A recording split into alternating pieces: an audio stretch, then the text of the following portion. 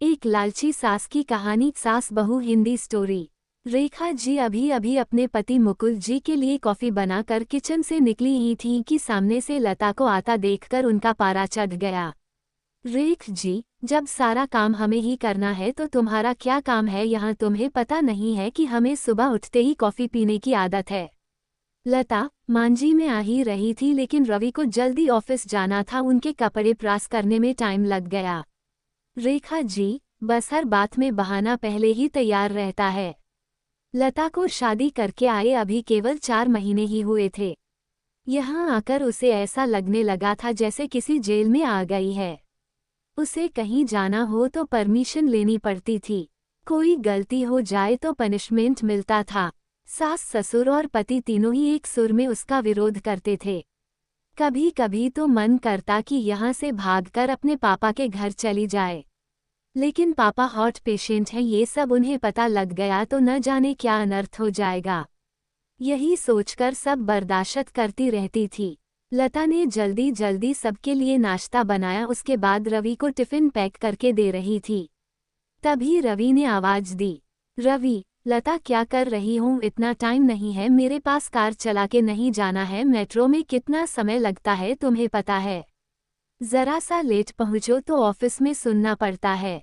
रवि की एक एक बात इस बात की ओर इशारा था कि उसके पिता ने कार नहीं दी थी, लेकिन वह अब सब सुन लेती है।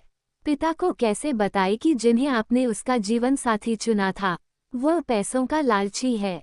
एक दिन शाम को रवि घर आया तो उसने अपने पापा से बात की, रवि, अब मुझसे नौकरी नहीं होती। वो आपके पुराने दोस्त शर्मा जी मोटर पार्ट बनाते हैं, मैं चाहता हूँ कि उसकी सप्लाई शुरू करूँ। पापा, लेकिन बेटा उसके लिए तो कम से कम 10 लाख रुपए चाहिए होंगे, वो कहाँ से आएंगे? रवि, वही सोच रहा हूँ। तभी लता चाय बनाकर लाती है। रवि, लता तुम अपने पापा से कुछ पैसे उधार ला सकती हूँ। लता का सब्र जवाब दे चुका था। रोज रोज के तानों से दुखी होकर उसने जवाब दिया, लता, रवि, मेरे पिता के भरोसे मत रहना, उन्होंने मेरी शादी करके अपना फर्ज पूरा कर दिया। अगर आपको नौकरी करने में दिक्कत है तो मुझे जॉब करने दो, दोनों मिलकर कमाएंगे। ये सुनकर रवि का पारा चढ़ गया। एडवर्टाइजमेंट्स, रवि, क्या बकवास कर रही हो? ज्यादा जुबान चलने लगी है। लता, रवि, मैं बहुत बर्दाश्त कर चुकी हूँ, इसलिए मैंने जॉब करने का फैसला किया है। रवि, नहीं, हमारे घर में ये सब नहीं होता, तुम्हें जॉब करनी है तो अपने घर चली जाओ। लता, मुझे पता था आप यही कहेंगे, मैंने वकील से बात कर ली है, मैं जल्द ही तलाक ले लूंगी। ये सुनकर रवि और उसके पिता के हाथ पांव फूल गए। तभी रेखा जी वहां आ गईं। रेखा जी, देख लिया बहू को सिर पर चढ़ाने का नतीजा, निकाल दे इसको घर से बाहर। लता, ठीक है, मैं पुलिस को फोन कर देती हूँ, आप मेरा सारा सामान और दहेज वापस कर दीजिए, साथ ही हर महीने अपने पति की कमाई का आधा हिस्सा मैं कोर्ट से ले लूंगी। इस मकान में भी मेरा हिस्सा है, आधा मकान मेरे नाम कर दीजिए। रेखा जी, सुनो ये क्या कह रही है? मुकुल जी, बेटी ऐसी बातें क्यों कर रही है? आज के बाद हम तुझसे कभी कुछ नहीं कहेंगे, तू अपने कमरे में जा। लता, नहीं पापा जी, बहुत बर्दाश्त कर चुकी मैं, अब मुझसे ये दिन भर के ताने बर्दाश्त नहीं होते। आप लोग इतने लालची होंगे ये मैंने कभी सपने में भी नहीं सोचा था। रेखा जी, इसके बाप को फोन करके बुलाइए, इसके मुंह लगने से अच्छा है उनसे डायरेक्ट बात करते हैं। लता, मांझी, मेरे पिता हार्ट पेशेंट हैं, अगर इस बात को सुनकर उन्हें कुछ हो गया तो इसके जिम्मेदार आप लोग होंगे। रवि, ये तुम्हें क्या हो गया? आज से पहले तो तुमने कभी ऐसी बात नहीं की। लता, मैं आज तक आपके और मम्मी पापा जी के हरताने को बर्दाश्त करती रही। 20 लाख रुपए मेरे पापा ने शादी में खर्च किए, फिर भी आपको कार चाहिए, बिजनेस करने के लिए पैसा चाहिए। लता ने उसी समय अपना सामान पैक किया और घर छोड़ दिया। जाने से पहले उसने अपने सास ससुर और पति तीनों को कहा, लता, अगर मेरे पापा को आपने कुछ बताया तो मैं आपको अरेस्ट करा दूंगी, तलाक का नोटिस आपको मिल जाएगा, चुपचाप साइन कर देना। लता वहां से निकलकर अपनी एक सहेली के फ्लैट में पहुंच गई।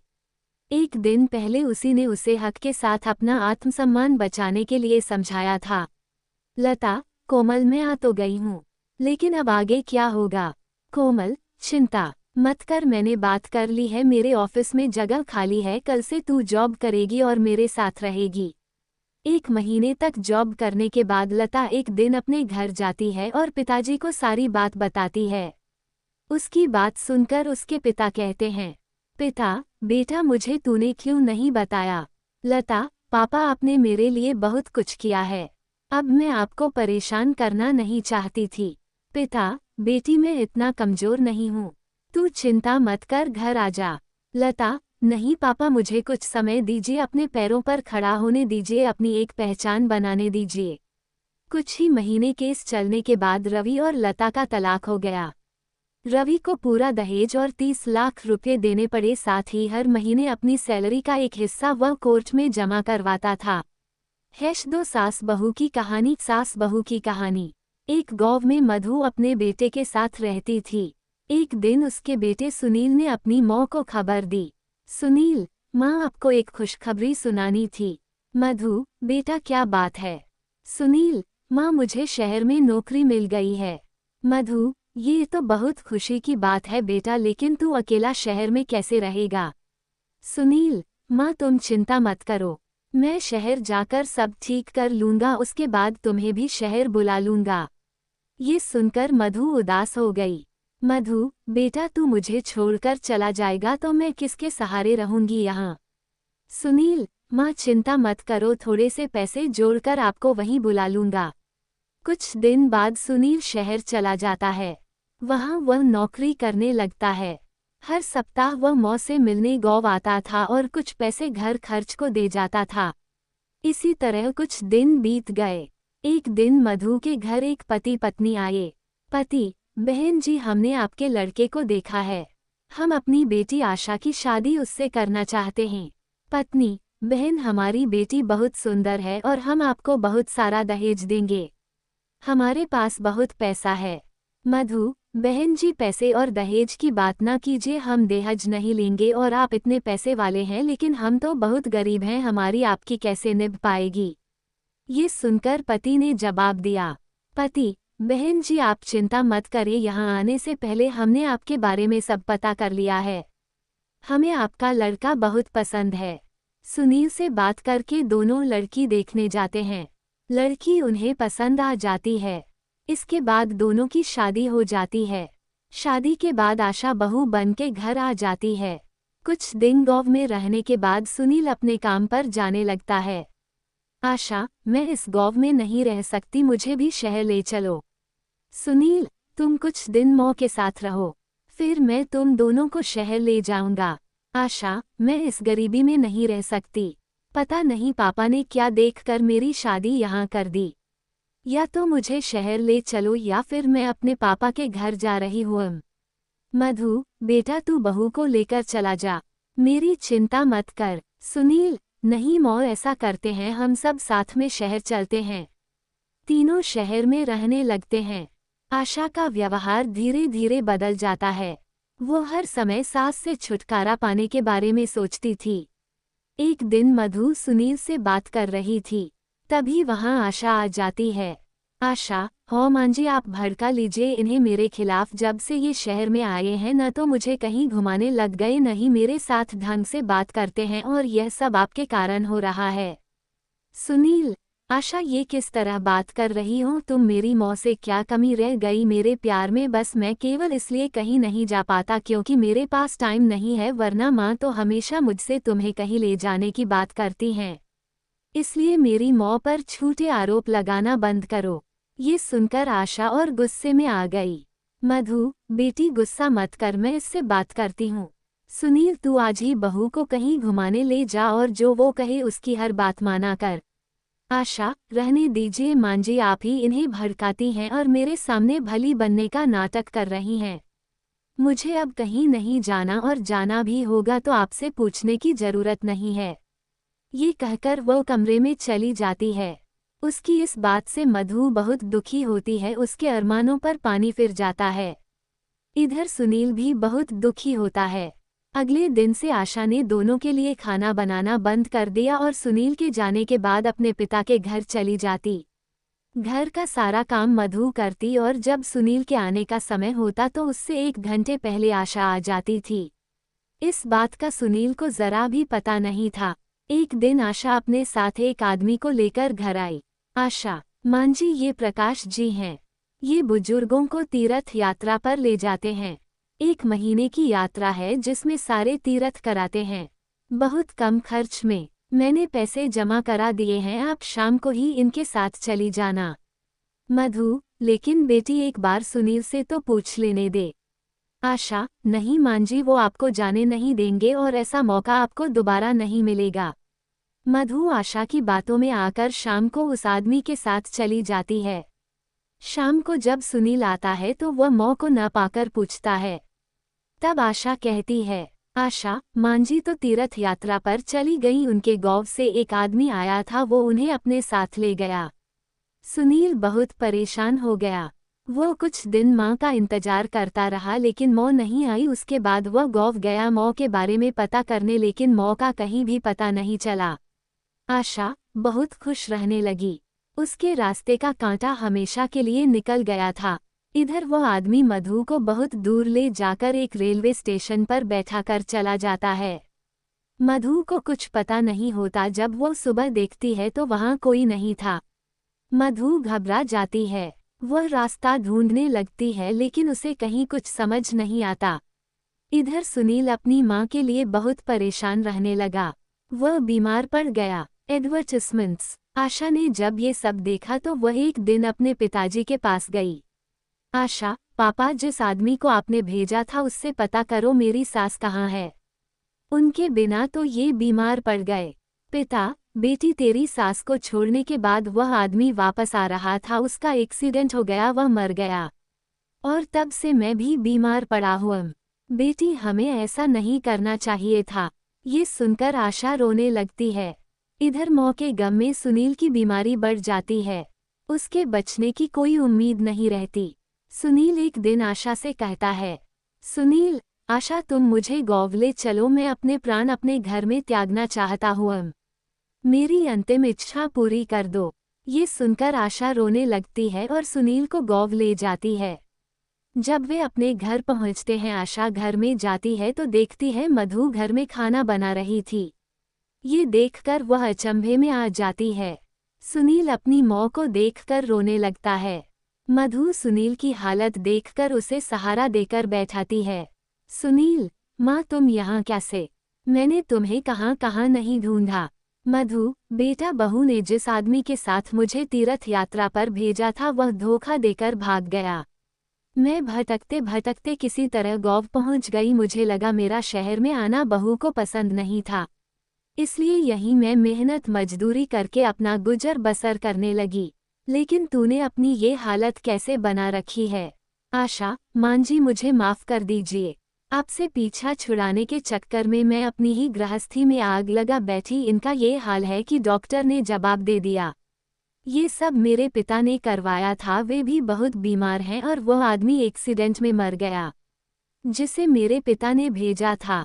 सुनील, अब तुम यहाँ से चली जाओ, मैं अपनी माँ के चरणों में मरना चाहता हूँ, मुझे चैन से मरने दो। मधु, नहीं बेटा, अब तू क्यों चिंता करता है, मैं तुझे मरने नहीं दूंगी और बहू को माफ कर दे, इसे अपने किए की सजा मिल गई। उसके बाद सास बहू ने दिन रात सुनील की सेवा की, उसे खुश रखने की कोशिश की। माँ का प्यार पाकर सुनील कुछ ही दिनों में बिल्कुल ठीक हो गया। सुनील, माँ, मैं शहर नहीं जाना चाहता, यहीं कुछ काम कर लूंगा।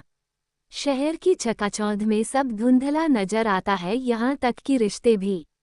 कुछ दिन बाद आशा के पिताजी घर आए और मधु के पैरों में गिरकर माफी मांगने लगे। पिता, बहन जी, मैं अपनी बेटी को सुखी देखना चाहता था, लेकिन ये भूल गया एक माँ को उसके बेटे से अलग कर जो अपराध कर रहा हूँ, उससे मेरी बेटी का संसार कभी सुखी नहीं रह सकता। मधु, मैंने आप सभी को माफ कर दिया।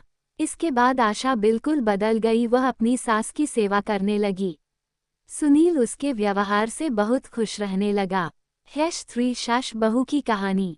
मोहन अपनी मां सावित्री के साथ एक गांव में रहता था। मोहन के पिता का देहांत हो चुका था। सावित्री गांव के घरों में काम करने जाती थी। उसी से दोनों की गुजर बसर होती थी। एक दिन मोहन ने अपनी माँ से कहा, माँ तुम इतनी मेहनत करती हो मुझे बिल्कुल अच्छा नहीं लगता, मैं अपनी पढ़ाई छोड़कर कुछ काम ढूंढ लेता हूँ। ये सुनकर सावित्री रोने लगी। उसने कहा, बेटा कुछ दिनों की बात है, तू पढ़ लिख कर अच्छी नौकरी करने लगेगा तो मुझे काम करने की जरूरत नहीं पड़ेगी, फिर मैं तेरी शादी कर दूंगी। बहू के आने पर मुझे आराम ही करना है, तू अपनी पढ़ाई पर ध्यान दे। मोहन माँ को बहुत समझाता है लेकिन सावित्री उसकी बात नहीं मानती। उसे उम्मीद थी कि मोहन पढ़ लिखकर बड़ा आदमी बन जाएगा। रीड ऑल्सो नंद और भाभी की लड़ाई। इसी तरह कुछ साल बीत गए। मोहन की पढ़ाई पूरी हो गई, उसे नौकरी भी मिल गई। एक दिन मोहन घर आया और उसने अपनी माँ से कहा, माँ अब मैं तुम्हें अब काम पर जाने की कोई ज़रूरत नहीं है, मेरी बहुत अच्छी नौकरी लग गई है, अब तुम आराम करो। सावित्री उसकी बात मानकर काम छोड़ देती है। कुछ दिन बाद मोहन के लिए एक बड़े घर से रिश्ता आया। सावित्री बहुत खुश हुई, उसने खुशी खुशी मोहन का विवाह कर दिया। अपनी नई बहू रेखा को पाकर सावित्री बहुत खुश हुई। वो अपनी बहू को कोई काम नहीं करने देती, सारा काम स्वयं करती। रेखा सारा दिन बैठी रहती। एक दिन मोहन ने अपनी माँ से कहा, माँ तुम रेखा से भी कुछ काम करवाया करो, इस उम्र में तुम काम करती हो और रेखा बैठी रहती है। ये सुनकर रेखा ने कहा, मैंने तो मांझी से कई बात कहा है काम करने के लिए, लेकिन ये सब अपने आप करना चाहती हैं। मोहन के कहने पर रेखा अगले दिन से सावित्री के साथ घर के काम करने लगी। कुछ दिन बाद सावित्री की तबीयत खराब रहने लगी, अब सारा काम रेखा को करना पड़ता था। कुछ दिन बाद रेखा का स्वभाव बदलने लगा, वह अब सावित्री से बात नहीं करती थी।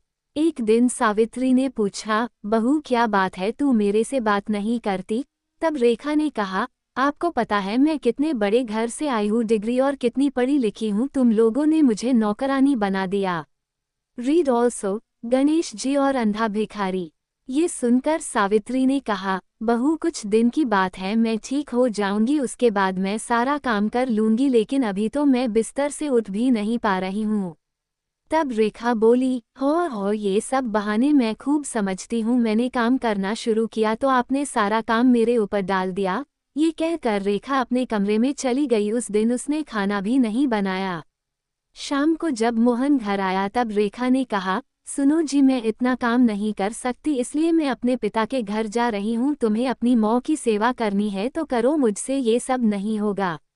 ये सुनकर मोहन गुस्से में बोला, मैंने शादी अपनी माँ को आराम देने के लिए की थी। अगर तुम घर का काम नहीं करोगी तो माँ इस बीमारी में कैसे काम करेगी? ये सुनकर रेखा गुस्से में अपन घर जाने के लिए चल दी। तभी सावित्री ने उसे रोका और कहा, बहू इस घर को छोड़कर मत जाओ, मैं सारा काम कर लूंगी। रेखा फिर भी नहीं मानती और अपने पिता के घर चली जाती है। उसके जाने के बाद सावित्री रोती रहती है। मोहन कहता है, माँ तुम क्यों रो रही हो, उसका गुस्सा कम होगा तो वह आ जाएगी। ये सुनकर सावित्री कहती है, बेटा तू अभी उसे लेकर आ और जब तक वह नहीं आए तू भी उसके साथ रहना। रीड ऑल्सो नई बहू और गरीब सास। मोहन कहता है, माँ मैं तुम्हें इस हाल में छोड़कर कैसे जा सकता हूँ डिग्री? लेकिन सावित्री कहती है, तुझे मेरी कसम नहीं तो मैं अन्न जल त्याग दूंगी और मर जाऊंगी। सावित्री की जिद के आगे मोहन हार जाता है और रेखा को लेने उसके घर पहुंच जाता है। वह रेखा को बहुत मनाता है लेकिन वह नहीं मानती। रेखा उससे कहती है, हम अलग घर लेकर रहते हैं, तुम अपनी माँ को हर महीने कुछ पैसे भेज देना। मोहन बेमन से उसकी बात मान लेता है और रेखा के साथ अलग मकान में रहने लगता है। उधर सावित्री अकेली रह जाती है। वह अकेले में बैठी बैठी अपने मोहन को याद करके रोती रहती थी। एक दिन सावित्री के घर पर कोई दरवाजा खटखटाता है। सावित्री दरवाजा खोलती है तो देखती है सामने रेखा का भाई राजेश अपनी पत्नी के साथ खड़ा था। वे दोनों अंदर आकर सावित्री से पूछते हैं, मांझी दीदी कहाँ है? सावित्री उसे सारी बात